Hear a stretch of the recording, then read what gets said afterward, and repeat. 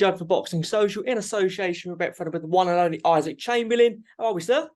Yeah, come on. Nearly 5 How are weeks. you? It's been a long time since you've been last on the channel. How's everything going? Yeah, everything's going great. Camp's going great. Man, just can't wait, man. Can't wait. This is my time. You've been through obviously up and downs. You had that shoulder injury a while ago, but you were back out with the IBF International Cruiserweight title.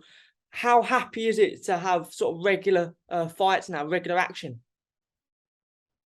Oh yeah, it's good, but I believe I I went through all of this for a reason, to test my character, to test my strength. And I believe, it's great to have it. It's great. I'm always appreciative of having these opportunities because I know what it's like to not have them.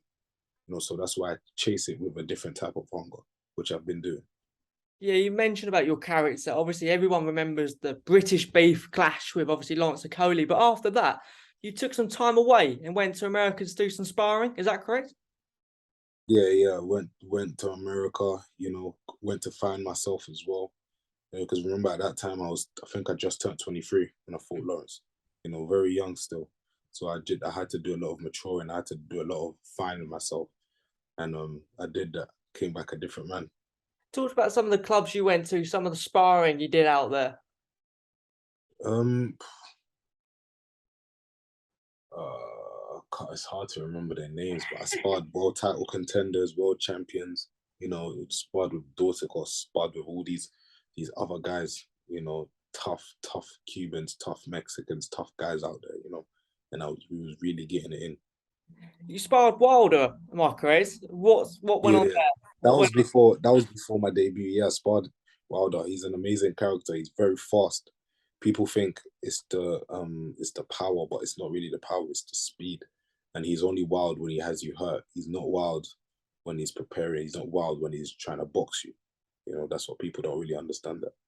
Obviously, how much do you rate him technically? Because everyone goes on about this big knockout power. We've seen it before and how explosive he is. But how good is he technically in your eyes?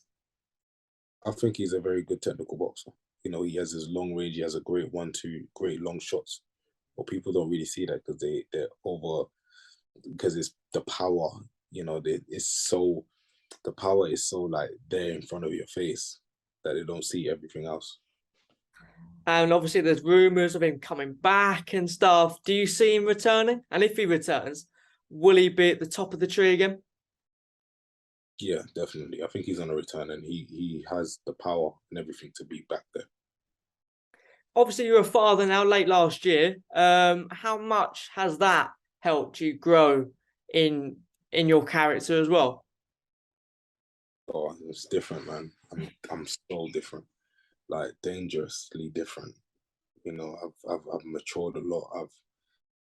I've grown more as a father, as a human being, as an athlete.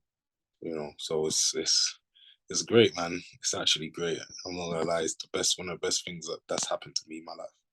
Because you said you're chasing some form of legacy. What does that look like in your eyes? Is that world title? What does it really look like, a legacy for you?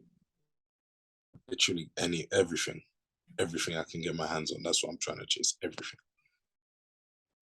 Do you feel like this now, obviously with the big fight in Bournemouth, is this where you now kick on with regular big fights? Yeah, definitely. I definitely believe that. I have a great team around me with Bobby Mills and Connor Ward. We've been working hard. We've been sacrificing. It's not just me sacrificing, it's them sacrificing, leaving their family and kids behind to come and help me chase my dream. So I have nothing but the utmost respect for them. So it's just about working as hard as I can. I understand you're still with Mick Hennessy, and he was a big player in how this fight on the 30th of July has come around. How grateful are you to him? Oh, mate, with Mick, he's literally helped me so much. Helped me so much in my career, my life, everything. He's I'm very close with him. And to have somebody like that backing you, that's really what I needed, and that's what I needed. And nothing but thanks, because he got this fight organized. He got this fight sorted out. He's gonna do that for a number of big fights, and I think I'm gonna be with him for the rest of my career. It's in Chris's hometown in Bournemouth. Does that put some added pressure on you, or does that put added pressure on him? I think the pressure's on him. You know, he has his belts to lose. It's in his hometown. He wants to look good. So I think all the pressure is on him. But I'm not thinking about all of that. I'm thinking about what I have to do and what my team has to do to win on the night. I know you probably won't go into detail, but could you talk about some of the things you've done in training, some of the preparation you've done for this one? I trained. That's what I'm gonna say. I trained. That's it. Giving nothing away. What do you make of Chris as a fighter? Yeah, he's a very good fighter. He's a European champion. You don't become European champion by doing nothing. You know, he's a very strong, tough, durable. You know, he's gonna go the rounds. You know, he's gonna come strong, and I have to prepare for that. And my team has prepared for that. I know you're just looking at this fight, but would you be happy to stay on Boxer and Sky in terms of more fights after this? Yeah, of course. Of course, it depends on what my team think and what Mick Hennessy thinks as well. So, and we just go from there, honestly. But the main thing is focusing on this fight. Do you feel Chris has gone through a similar path to you? I mean, obviously, everyone remembers Chris and Reactpour, that fight, and him also going through going through a building process and becoming a much different fighter. Do you believe you're both on that similar pathway? I don't know. I ain't really watching him like that. You know, I'm only focused on my progression in my career. I'm not really watching what he's doing what he's done. You know, that's the honest truth. I'm only focused on me and my team's progression. And then after this, let's say you are successful next weekend. What options are you looking at? Obviously, Jay Opetaya's manager said they're very interested in the winner fighting Jay Opetaya for the IBF and Ring Magazine world titles. So that's even a big carrot to dangle, you know. So it's very exciting times. I would love to chase that fight. What did you make of the Breedis and Opetaya fight? What did you make of that? They got him at the right time. You know, they got him at the right time. He's Breedis is literally starting to like get to that point where, you know, he's near retirement. And it was in his hometown. It was in Jay Opetaya's hometown, so it was the perfect one for him. Because you rated Breedis as the top cruiserweight. Yeah.